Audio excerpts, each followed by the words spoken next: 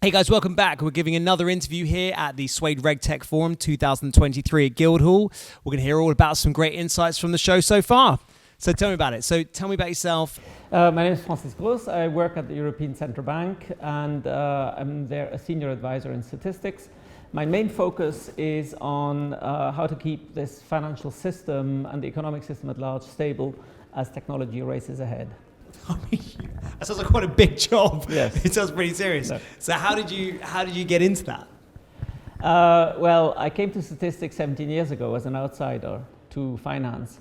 And I was very surprised, not to say shocked, by what I found as the state of data practices, which is very far away from what I discovered in industry, in manufacturing, where data is handled much more seriously, perhaps because there is less opportunity to survive with weaknesses. They can't be papered over. If bad data brings bad parts together, you can't assemble them in a plant.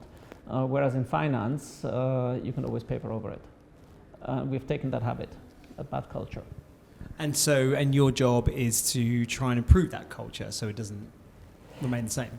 Well, I discovered myself next to my job as a then manager, head of division, a mission to try and figure out how this could be done better. Well, that's probably me as I am. When I find a problem, I try to dig deeper until I hit bedrock. And actually, it's a vast problem we could discuss for hours. But the simple thing I found was that to get started, you better simply put a label on every hard part of the system, starting with legal entities. So the result of that was an initiative that led to the creation of the Legal Entity Identifier, LEI system. Oh, I remember when that happened. Was that you? Well, I started it. Well, it has many fathers. That's a big claim to fame. All right, fantastic. Okay, and so tell me about the conference today. So you were speaking on one of the panels. What were you talking about? Yeah, well, we were talking about the state of data standardization, and the usual discussion took place where, well, people saw that there are challenges, but there's also progress. And I say, well, okay, we have progress versus what we were doing in the past.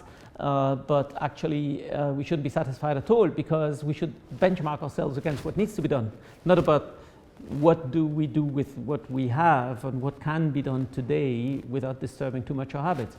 I look at it rather from the outside and I see where technology is going. It takes us 20 years to build an infrastructure. We want to do so for another 20 years, so we need to figure it out for conceptually for the year 2060. In the context of technology then. So we need to make a couple of assumptions. There will be invariants, there will be people, there will be states, there will be law, there will be an economy, so we will have contracts. But what changes is technology. Technology 2060 will be technology 2020 times 10 to the power of n. And then you figure out what kind of world does that give us? And how can we keep that stable? With a very simple model again, you have an economic system that's integrated, tightly coupled, where global events can happen instantly. And on the other side, you have a population of 500, 800 or more regulatory institutions. And that fragmentation is here to stay because Bank of England will stay Bank of England. How can that fragmented regulatory system of slow institutions regulate a globally integrated tiger? And there I think about the interface. And in a nutshell, I think at the interface we will need an infrastructure, basically a new international institution that will offer a digital representation of the facts of the system, contracts and parties. Businesses can operate on that, and the regulators can interrogate the entire system statistically without seeing the details. The supervisor can look into the detail. You can run bots through it that look for configurations that spell risk and so on and so forth. So that tells me we could then raise measurement to the specifications of stability in an advanced digital world. Measurement needs to be global, real time at the scale and speed of the events you want to be in control of. That's the way I think we can make it happen. So it's a change of paradigm. Reporting will never go real time. It will never go global. It will always be local under local law.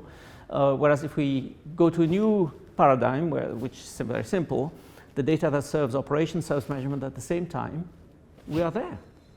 Of course, then you start, that's a whole rat's tail of deductions. All the data needs to be standardized. All the data needs to be in one place logically where it can be interrogated as a system. But that's when we would reach what I name sustainable digitalization. I mean, that's a fascinating insight. I mean, I couldn't agree more. So as a technology provider, what are the kind of things that we can do and other regtechs can do to help enact that change? Well, I think the most important thing now is to speak to the leaders, to make them aware of the... By leaders, do you mean leaders within banks? Or do you mean leaders within... at all levels, okay. Because they need to come together. The people who come together in Davos, they need to be aware of what's boiling up. Say the world is now tightly coupled, meaning anything can influence anything else immediately across the system. It's tightly coupled horizontally, so geography doesn't matter anymore. Bad news in country X can trigger reactions in country Z. And vertically, things that happen in the network of contracts at the bottom of the system, which no one notices, and everyone thinks, well, that's innocuous.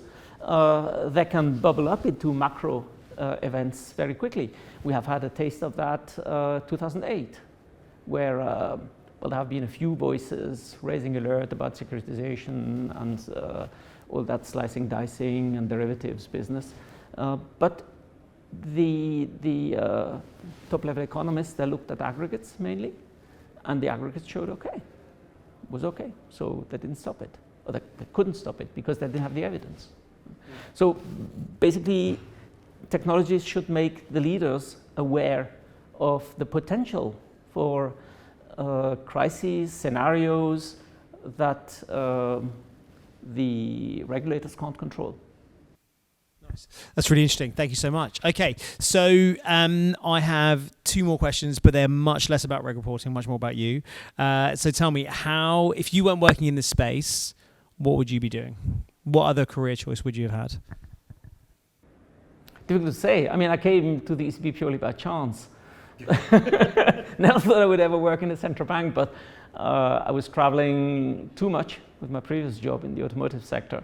And we had two small children. My wife was working full-time as well, and she found the ad of the ECB. Oh, the job is interesting. The profile is you. You would have to travel less. What did I do? Box ticked. Yeah, exactly. I love that. Yeah. Fantastic. All right. This has been great. Thanks so much for taking the time to speak with me. Thank you very much. Brilliant. Thanks.